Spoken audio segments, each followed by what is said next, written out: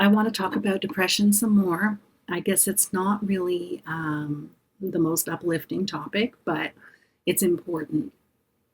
And I have the experience of depression. I also have some research knowledge background in researching depression. I have some book knowledge about depression in general. Um, yeah, and I've also experienced other people's depressions. And I'm laughing. So there's hope. Okay, we'll start with that. There's hope. It's an illness, definitely, and it happens in our hormones and how our hormones interact with our beliefs. And our beliefs are made of our experiences and in the world. All right. So depression is a physical illness that happens in a person because of the world. So it's not just one person's problem when they're depressed. It's the entire environment around that person and how they're understanding that environment and what they think about it and feel about it and believe about it. All right. But basically, what happens physically is that hormones get out of whack. And it starts with anxiety, which everybody has. We all have a fundamental anxiety. We want to stay alive. It's part of being human. Okay. So, why isn't everybody anxious and why isn't everyone depressed? Well, that's a good question. I would say that we all have experience with anxiety and overboard anxiety, and I think that we all have experience with depression as well, because our culture is built to cause that imbalance. And no matter how hard we work at keeping our hormones in balance, keeping our anxiety at bay, no matter what belief structure we put into place, at some point, being alive in Western culture, capitalist culture, is going to create the situation that will result in depression or burnout or whatever you want to call it.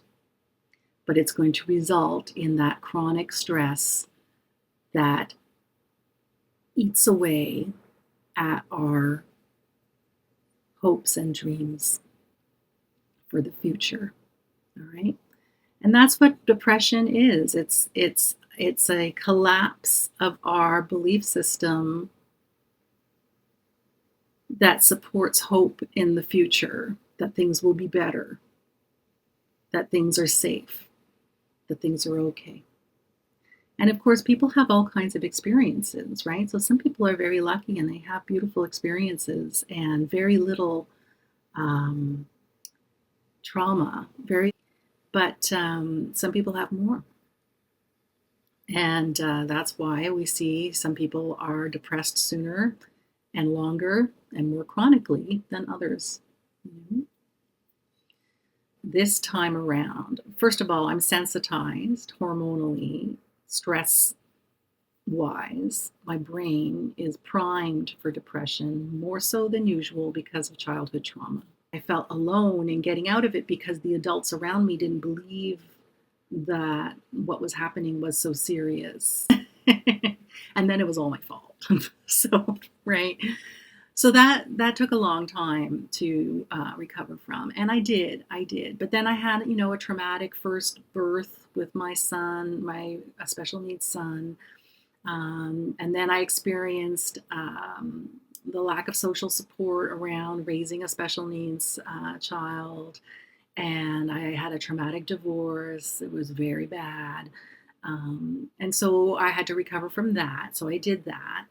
And then I accumulated beliefs along the way that I was not powerful enough um, to get through these things in life unscathed.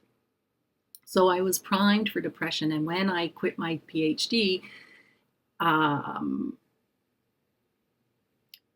I was totally, totally overcome with the feeling and the belief that um, nobody nobody was interested in what I had to say, and that I was not able to um, do what I wanted to do. And I realized that my body was failing me at that time. And I got COVID a couple of times, and it affected my brain. And I wasn't able to read, and I wasn't able to think, and I wasn't able to manage my stress levels and produce. And I felt like a huge failure. And this happens to so many of us, you know. And I'm very sensitive to these negative beliefs because my history is a pretty heavy duty trauma history. Now, my saving grace was because I knew depression was a physical illness. I didn't blame myself for it. I understood the mechanisms of depression, and I understood the environmental triggers. And so I saw what was happening, and it was almost like I was two different people. I was the person who was depressed, and I was the person who understood how depression works and what was necessary to get out of it. And so I finally became brave enough when there was really no hope at all left for the PhD to be successful. My project was deeply misunderstood, and I didn't have the energy to explain it again. And so I quit. I removed myself from the situation that was causing me such difficulty. And then I went on medication. So, meditation and medication, both, because it's a physical illness, and medication is absolutely necessary to rebalance the brain chemistry. And now I'm feeling okay, and I'm considering reducing my medication.